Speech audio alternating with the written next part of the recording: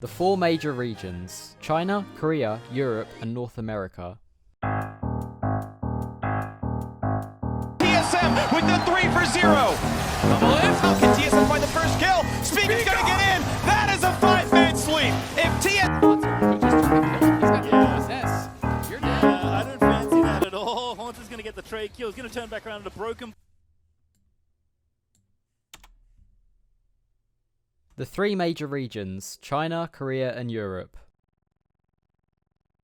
Every year there's a fierce battle between them for the World's Trophy, but throughout history, Korea has always been at the top. And even though China has been performing better over the last few years, I think it's fair to say that the Koreans are still the kings after their recent win. You could argue that the reason they're so much better than everyone else is due to their superior teamwork on macro, but I feel like the gap in skill between them and the Western regions is way too big for it to be that simple. So bonks, what's the secret then? Why is there such a big gap in skill? Now here's the thing, there are loads of fundamentals in League, and I've made videos about all of them. You've got trading, jungle tracking, roaming, all kinds of stuff. But there's one fundamental that the Koreans do better than anyone else that I've never spoken about before. And that fundamental is micro. Definition on screen. Before I get into this, prepare yourself, because this shit is the coolest concept in all of League. If you get good at it, you'll be able to completely shit on people in lane. And doing it right is the most satisfying thing since watching hentai. If you don't believe me, check this out first.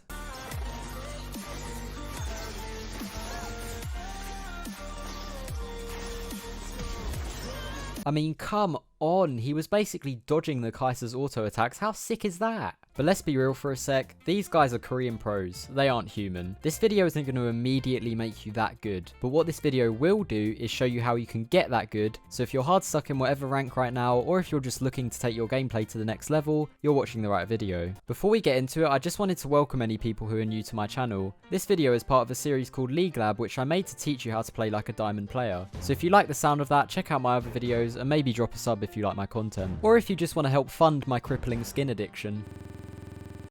I just want to make this clear before I start, since there's no exact definition for what micro is. When I say it, I'm referring specifically to mouse movements and mouse clicks. To make it as simple as possible, let's break micro down into two skills: auto spacing and tethering. As concepts, they're very similar, but there are some slight differences, which is why loads of people tend to get them mixed up. Auto spacing is where you stay just outside your opponent's auto attack range while keeping them within yours, so you can hit them without being hit back. As you can see here, I'm just outside of Zed's attack range, so he can't hit me right now. But if I wanted to, I could hit him since he's within my range. However, if I were to hit him right now, then while I'm in my auto animation, he would catch up to me and we would trade hits. But I obviously don't want to do that, so I run away from him and wait for a chance. When he eventually turns around, I get that chance and I can auto him without being punished. If he turns around to auto me again, then I can just run away again. Then when he runs away again, I get another free auto, and we just keep repeating this process until he escapes my range. This is what auto spacing is. To summarize auto spacing, you're pretty much waiting for someone to turn around, then following with your own turn. The goal is to hit your opponent when they're running away and avoid being hit while they're chasing you. The bigger your range advantage is, the longer you have to react to their turns. But that doesn't necessarily mean you can only do it if your range is bigger.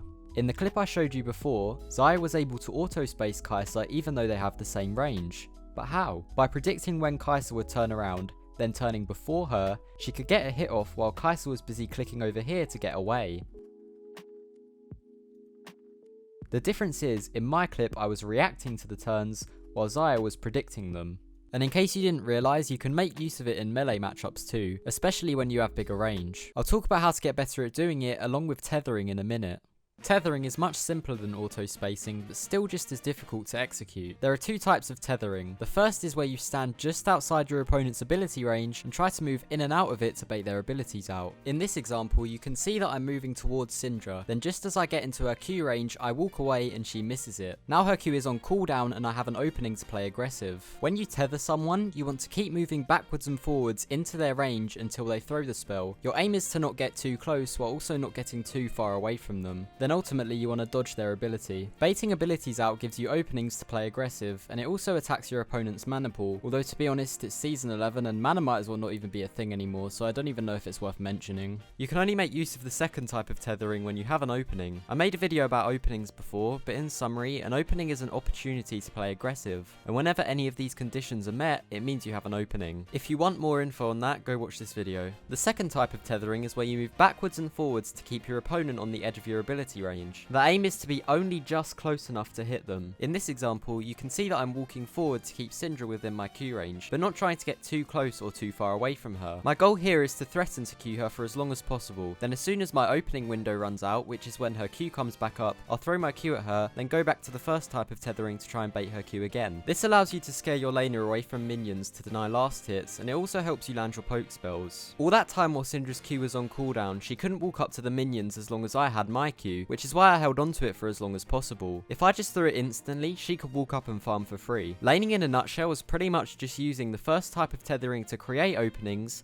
then using the second type of tethering to abuse them and create either CS leads or HP and mana leads. I really hope you can make sense of that because that was hard as fuck to explain. So now that I've gone over the concepts and shown some examples, let's talk about improving your micro. Click accuracy, click speed, knowledge of champion ranges, and ability to read your opponent. These are the 4 things that you must have to be good at micro. While these are things that mainly come with experience, there are certain things that you can do to improve them quickly. Click speed is important because clicking faster allows you to change directions quicker. This is good because you can move in and out of your opponent's range quicker and more frequently, which confuses them more and helps you bait out abilities easier when you're tethering. It also helps when you're auto-spacing since it allows you to react to your opponent's turns faster. In terms of click accuracy, you want to be clicking as close to your champion as possible, because that way you spend less time moving your mouse and more time turning. You can see the difference between clicking close to your champion and far from your champion on screen right now. Faster click speed and accuracy also helps with dodging skill shots and general movement as well, so it's an important skill to learn. One easy way to improve your clicking speed and accuracy that I'll quickly mention is with games like Aim Booster or Low Dodge Game. They're both browser games that you can play for free. The link for both of those will be in the description. I personally like playing them in queue, but you can do it as a warm-up or just whenever you want really, it's up to you. You need good knowledge of champion ranges and the ability to read your opponent for obvious reasons. It helps you stay on the outside of your opponent's range and react to their turns quicker. Generally, the only way to improve at these 2 things is through experience. But no one wants to play thousands of games just to get good at one skill, so there are 2 things I'd recommend that can help you get experience quicker. The first thing that I personally found really helpful is playing on a smurf and focusing solely on your micro while you play. If you just forget about wave management and jungle tracking and all that other stuff and just focus solely on your micro, you get experience in it like 10 times faster.